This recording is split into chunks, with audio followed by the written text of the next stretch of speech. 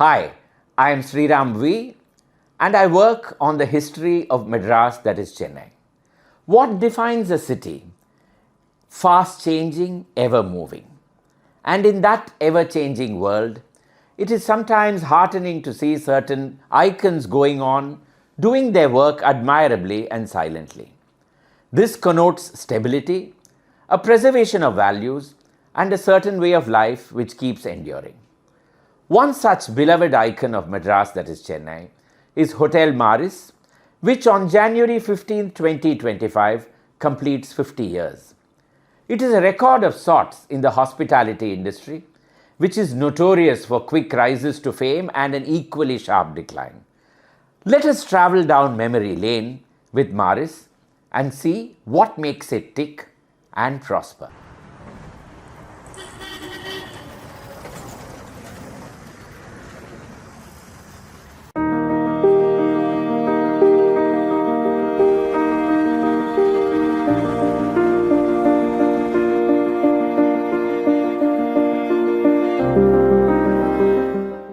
But before we get on with the story of Maris, we need to quickly trace the history of hoteliering in our city. Would you believe it? There was a time, and not so long ago at that, when staying in hotels was considered infra dig in conservative Madras, which is why memories of old hotels in the city usually comprise those that catered to a British clientele. But by the 1960s, the scenario was fast changing. Madras was becoming the industrial hub of the state. It was always an administrative, legal, educational, and healthcare capital. But now, with industries booming, there was all the more reason for people to come to the city. And they needed clean, affordable, and hospitable spaces to stay in. A clutch of hotels came up, therefore, in the city, catering to these people.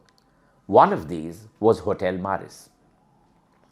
The Maris story is an interesting one for the long business legacy it carries with it. Maria Pillai, the name coming from the family's allegiance to goddess Mariamman at Samayapuram near Trichy, began life as a supplier of labour to the tea estates in then Ceylon.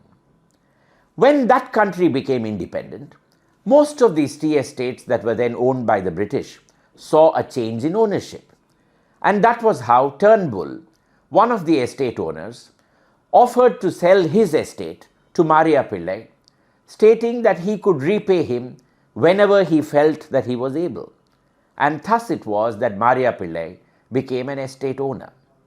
To run it, he needed helping hands.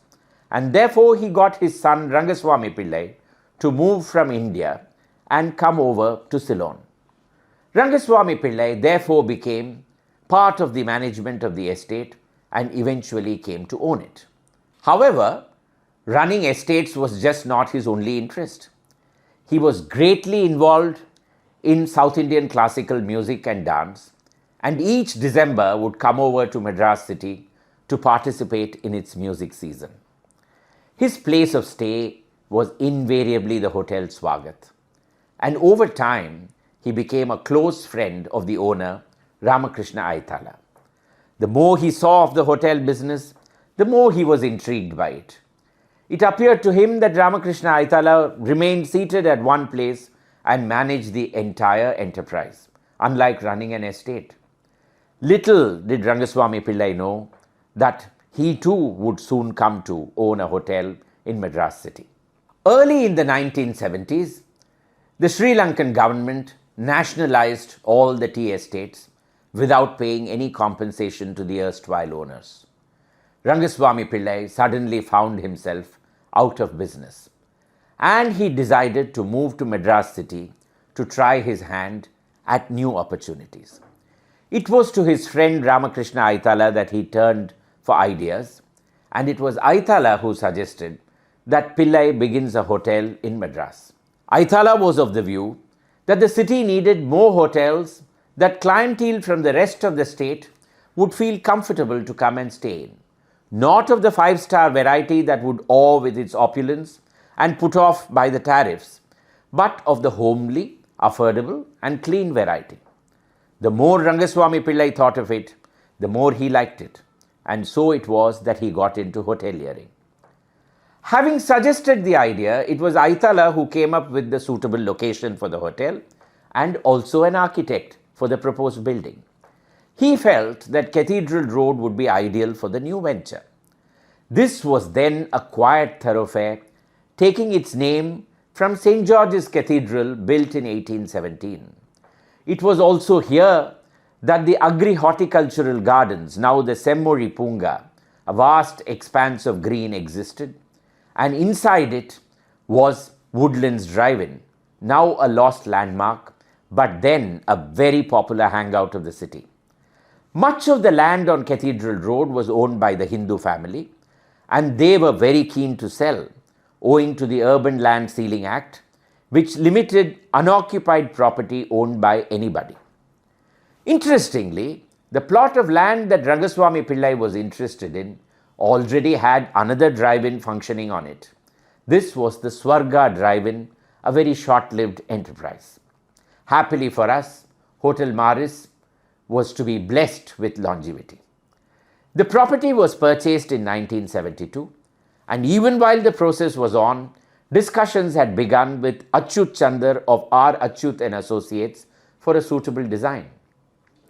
He was then the architect of choice when it came to hotels in the city. Swagat, Sri Lekha, later Courtyard Marriott, and Hotel Kanchi all owed their designs to him. He soon came up with the required drawings, and on October 1972, the land purchase went through, the buyer being Maris Hotels and Theatres Private Limited. A very interesting name because the family had by then begun to express an interest to get into managing theatres as well, and that would come to become reality in Tiruchi a few years later. The proposed design for the hotel makes for interesting reading. While designing the building, the architect writes, the main approach to planning was to segregate the general public areas from the guest rooms to achieve maximum privacy to the guests with minimum disturbance. This resulted in placing the general restaurant and other units used by the general public in the lower floors, namely the ground and the first floors. The guest rooms were placed on the upper floors. The ground floor provided a large entrance foyer with check-in and check-out counters, besides other facilities to the guests such as a travel agent desk, display windows, a foreign exchange counter, a left luggage room, and the lounge, all of these forming the main block. This was connected to a clean, hygienic, well-equipped modern kitchen unit by a central pantry with access to service lift and stairs. The ground floor of the rear block accommodated the stores, the working areas, and the kitchen. A mezzanine floor over the stores provided accommodation for the staff dormitory, changing rooms, and dining halls for various categories of staff.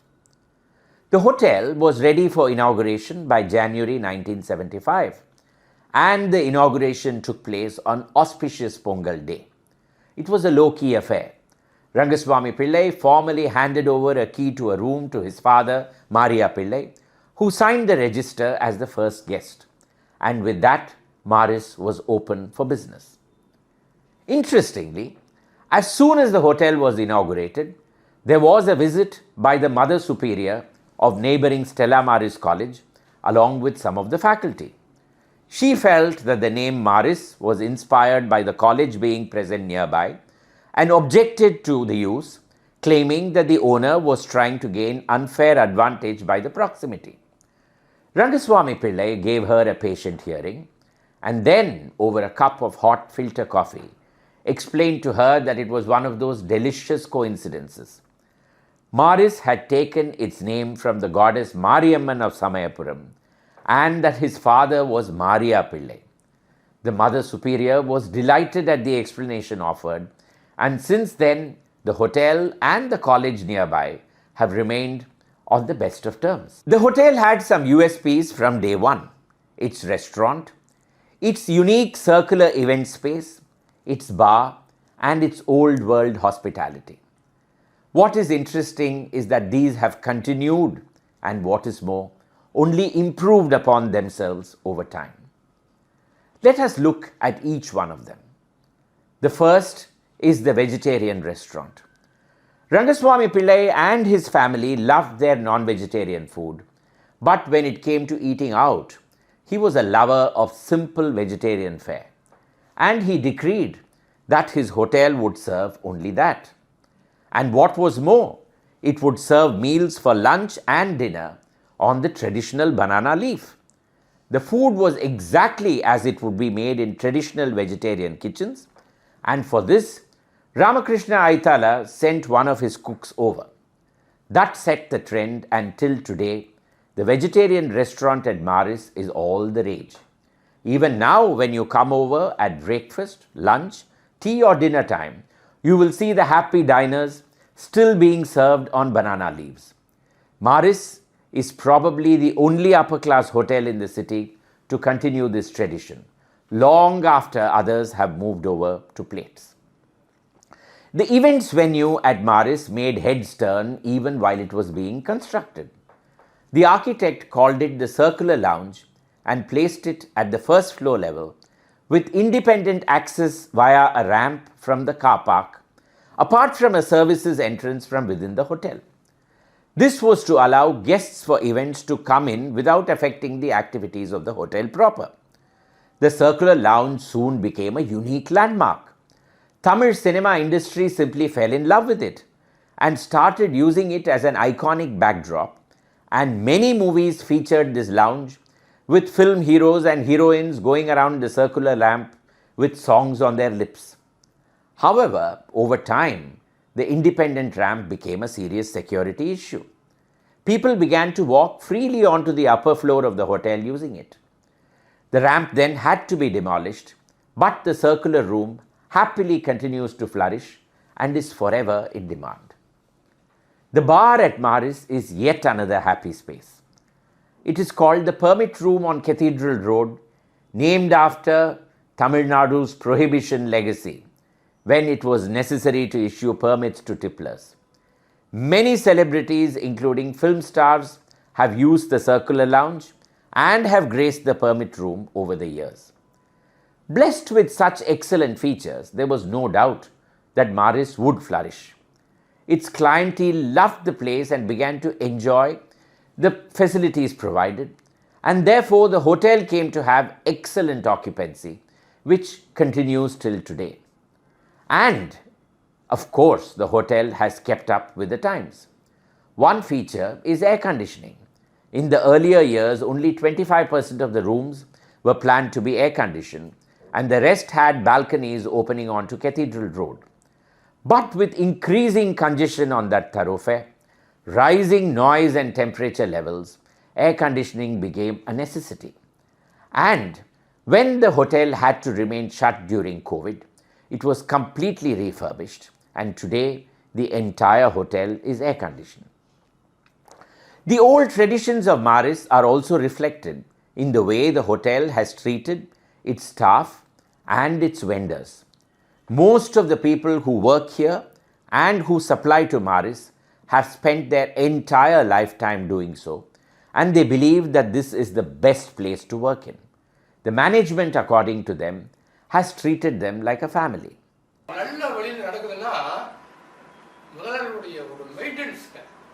நிர்வாகத்தை நடத்தணும், எப்படி நடத்தணும், எப்படி கஸ்டமர்கிட்டலாம் regular customer வரவங்க இல்லாமல் அவங்ககிட்ட அனுபவம், rooms எப்படி இருக்கணும், எப்படி இப்படி பராமரிப்பு. வருஷம் மே மாதம் ஒயிட் வாஷ் அடிச்சிடும்.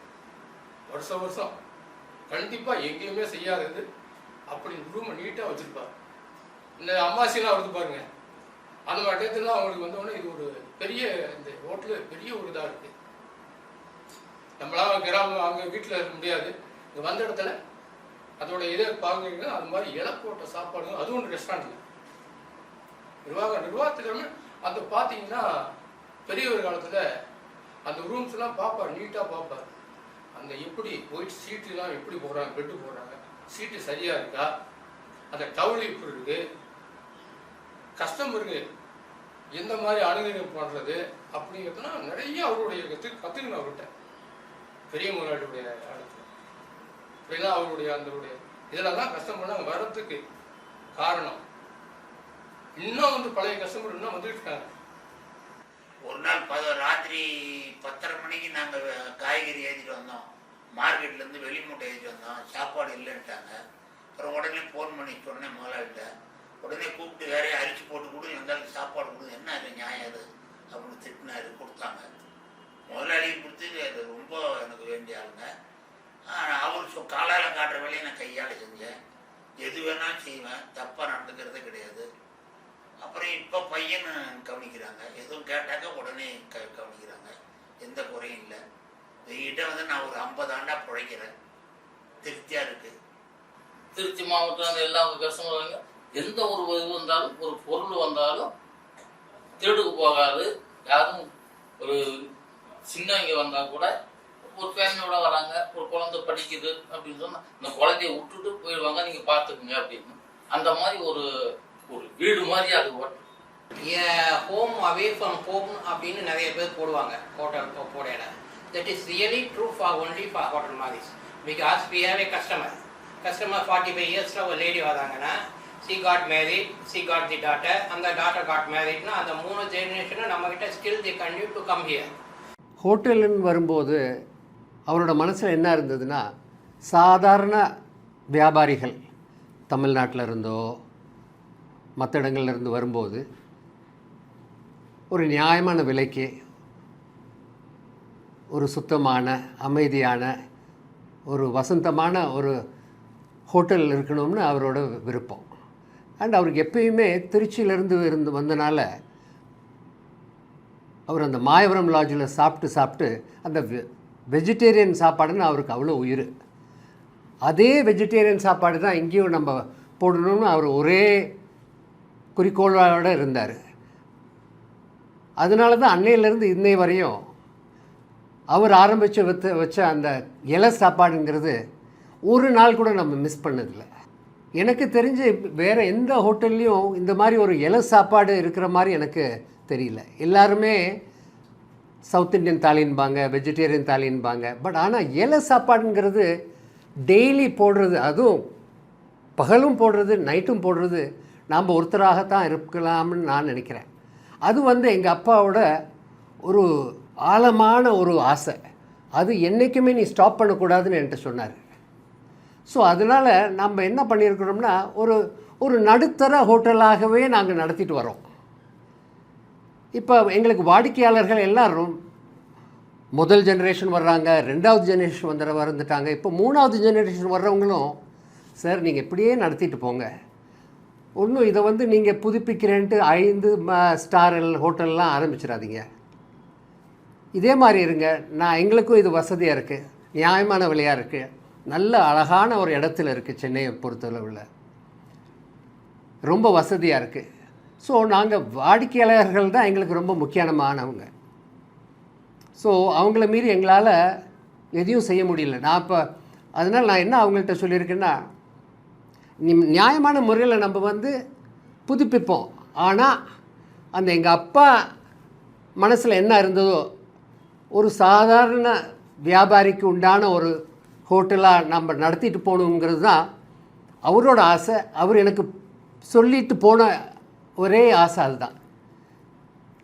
அதை நாம் ஏன் ஜெனரேஷன் இருக்கிற வரையும் நான் கண்டினியூ பண்ணுவேன்னு எனக்கு நம்பிக்கை இருக்குது.